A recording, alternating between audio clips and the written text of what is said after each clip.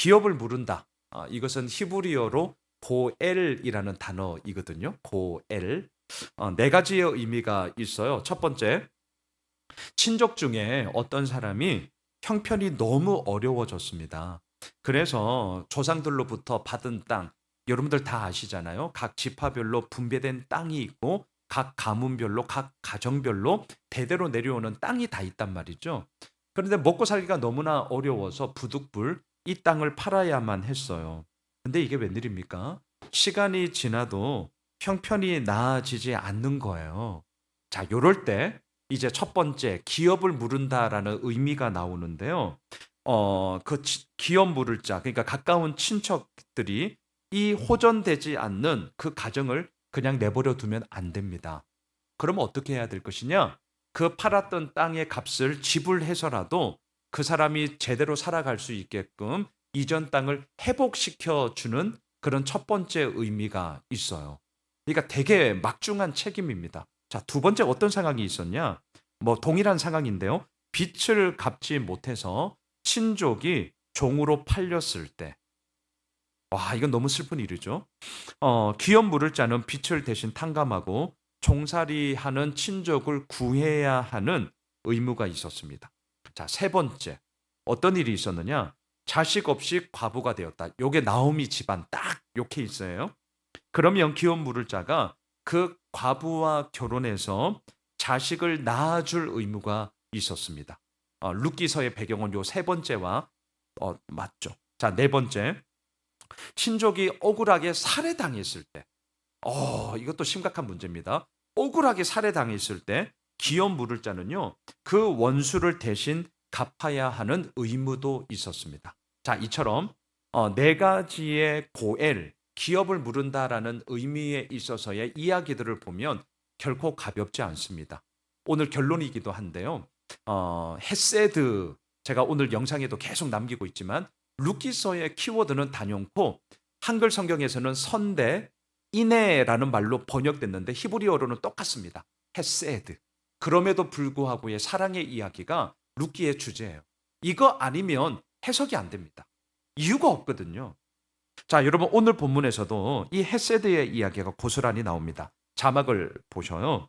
룻기 4장 1절 2절입니다. 보아스가 성문으로 올라가서 거기에 앉아 있더니 마침 보아스가 말하던 기업 물을 자가 지나가는지라 보아스가 그에게 이르되 아무개여 이리로 와서 앉으라 하니 그가 와서 앉음에 보아스가 그 성읍 장로 10명을 청하여 이르되 당신들은 여기 앉으라 하니 그들이 앉음에 당시 생활의 중심지는 성문이었습니다. 이유는 간단합니다. 사람들의 왕래가 가장 많았던 곳이기 때문입니다. 그래서 그곳에 시장도 형성되어서 물물 거래를 통하여서 서로 융통하는 시장이 형성되었고요. 더 나아가서는요. 법원의 역할도 했습니다. 사람들이 워낙 많이 왕래하다 보니까 그곳이 아예 법원의 역할도 하고 또 신문사의 역할도 했습니다. 여론이 조성되는 곳이기도 했어요. 그래서 보아스가 이 문제를 법적인 절차를 밟고자 성문으로 갔던 것입니다. 그냥 간 게 아니에요.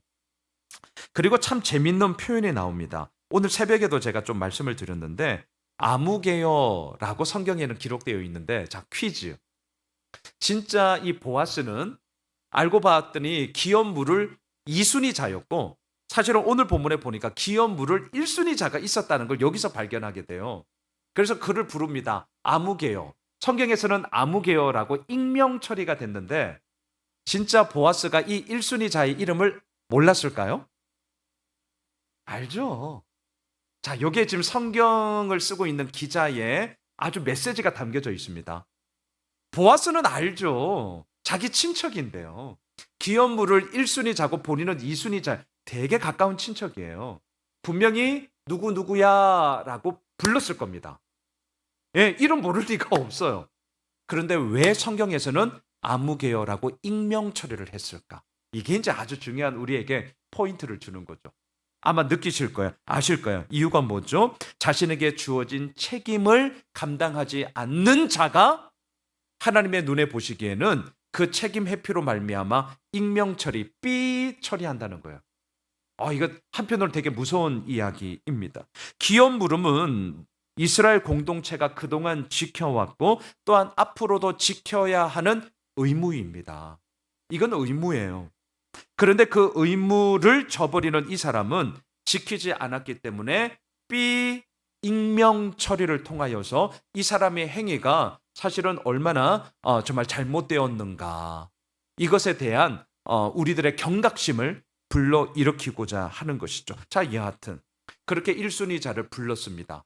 그리고 2절에서 보았습니다. 장로 10명을 함께 그 자리로 불러 모읍니다. 증인을 세우고자 하는 것이죠. 법적인 절차를 제대로 밟고자 하는 거였습니다. 3절을 보십시오.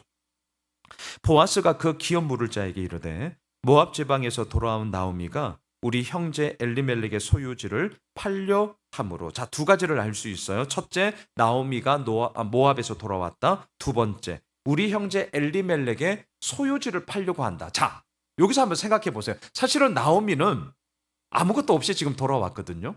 분명히 모압으로 소위 이민 갈 때 이 소유지를 팔았을 거예요. 소유지를 팔았을 거예요. 그런데 이게 참 이렇게 정확하게 해석을 잘 할 수는 없어요. 엘리멜렉의 소유지를 팔려 했다. 이제 이게 뭘까?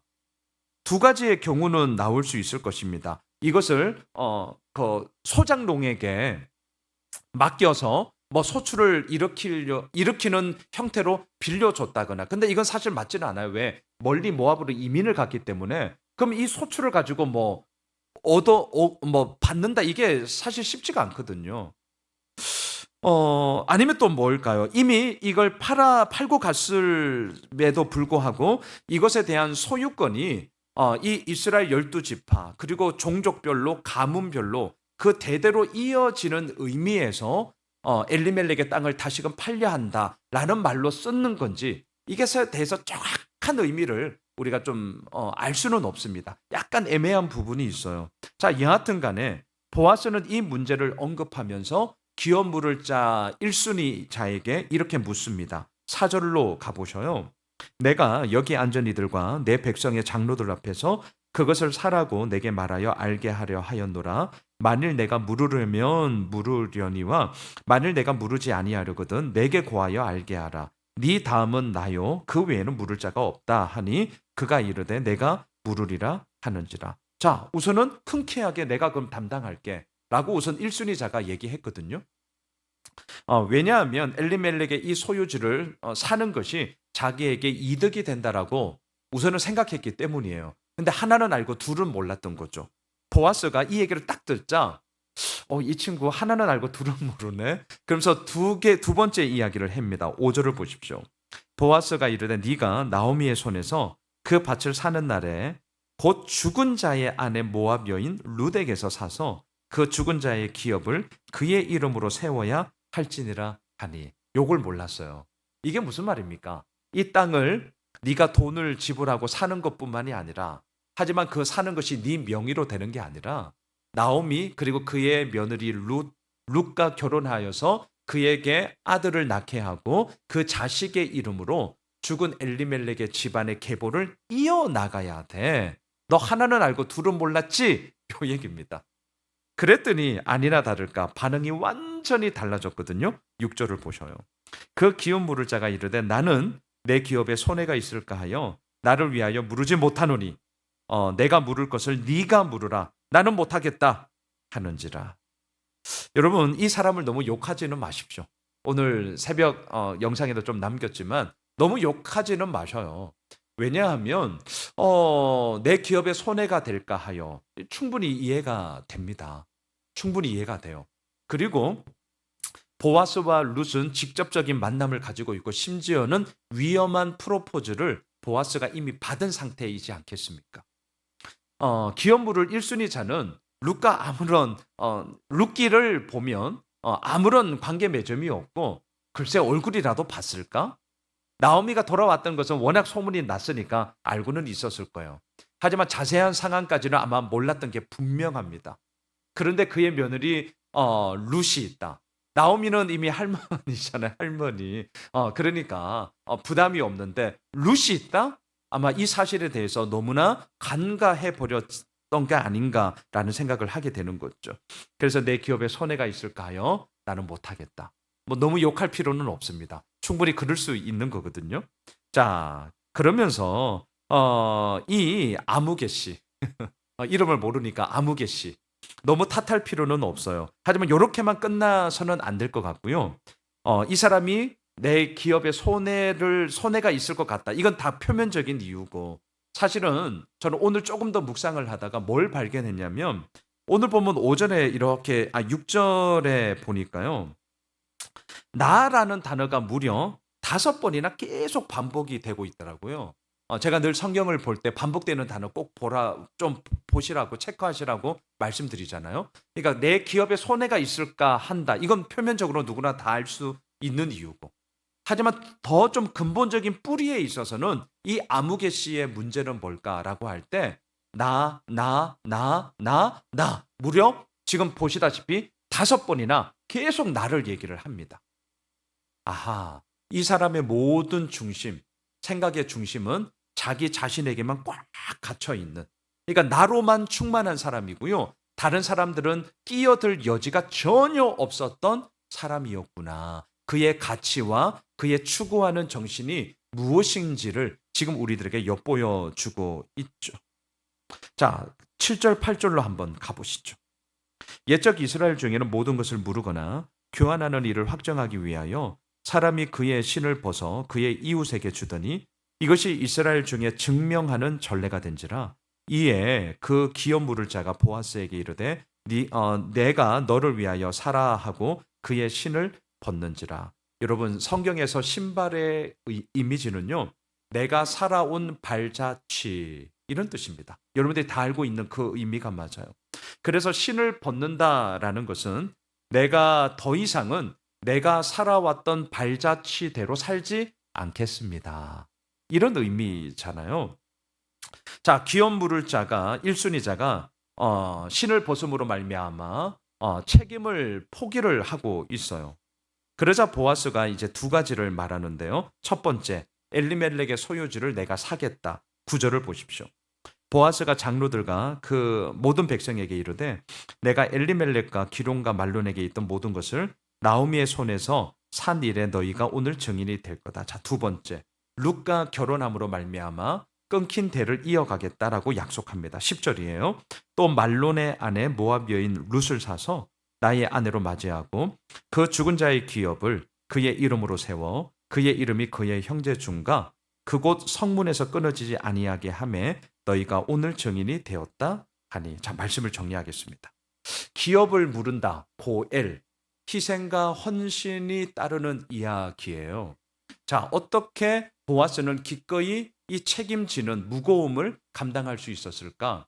헤세드 때문이다. 이게 저의 오늘 결론인데요. 자, 내일 새벽에 우리가 QTR 본문에서 제가 우리 수요 가족들에게는 미리 말씀을 드릴게요. 내일 베레스의 계보, 족보가 18절부터 22절까지 짤막하게 이어지면서 룻기가 마치거든요. 근데 거기서 되게 놀라운 사실이 사실은 있습니다. 족보는 남성 중심이기 때문에 여러분들 내일 큐티 보면 마지막을 보시면 남자들 이름만 누가 누구를 낳고 이렇게 쭉쭉쭉 나와요. 근데 자, 핵심만 말씀드리고 더 자세한 건 내일 새벽을 영상을 보시고 핵심만 말하면 보아스의 어머니가 누구냐면, 자, 놀랄 준비하세요. 놀랄 준비하셔야 돼요. 보아스의 어머니가 누구냐면 그 유명한 기생 라합이에요. 그 유명한 기생 라합이 보아스 엄마예요. 자, 그러면 이제 오늘 결론인데 룻기서의 핵심은 헤세드거든요. 그러니까 분명히 하나님의 헤세드, 그럼에도 불구하고의 사랑을 보아스는 본인이 살아오면서 우리보다 나이가 많으셨을 거예요 아마. 우리처럼 은혜 아니면 살아갈 수 없구나라는 것을 분명히 그는 경험했을 것이고, 그 하나님의 헤세드로만 끝나는 것이 아니라 보아스의 헤세드로 지금 써내려가고 있습니다. 근데 요게 이제 하나만 더 집어넣을게요. 하나님은 눈에 안 보이셔요. 분명히 계십니다. 우리 다 고백합니다. 그럼에도 불구하고 눈에 안 보이시기 때문에 때로는 뭔가 좀 이렇게 헛헛함이, 솔직히 말씀드리면 저 목사인 저에게도 좀 있어요. 알죠? 머리로 다 압니다. 그럼에도 불구하고 이럴 때가 있단 말이죠. 그런데 보아스가 보아스의 헤세드를 써내려갈 수 있었던 이유가 뭘까? 그 사이에 본인의 아빠, 엄마의 이야기가 있었어요. 아빠 이름이 살몬이거든요. 그리고 그의 엄마의 이름이 기생 라합이에요. 그러니까 룻의 입장에서는 룻의 시어머니가 누구예요? 그 유명한 나옴이지만 새로운 시어머니가 있었어요. 잊지 마세요. 라합. 네. 이렇게 되는 겁니다. 그러니까 아버지 살몬 그리고 엄마 라합의 스토리를 들으면서 기생이잖아요. 그럼에도 왜 불구하고의 사랑의 이야기가 엄마 아빠에게 이미 있어요. 그리고 뭘 가르쳤겠습니까? 네, 뭘 가르쳤겠어요? 보아스가 어렸을 때부터 뭘 보았겠습니까? 아버지 어머니의 그럼에도 불구하고의 사랑의 이야기가 이미 그 사랑을 통해서 본인이 태어난 거고 자라면서 그걸 본 거예요. 놀라운 사실입니다. 정리할게요. 하나님의 헤세드가 우리를 이끌어 갑니다. 보아스의 입장에서는 아버지 살몬과 어머니 라합의 그럼에도 불구하고의 사랑의 실체가 보아스라니까요.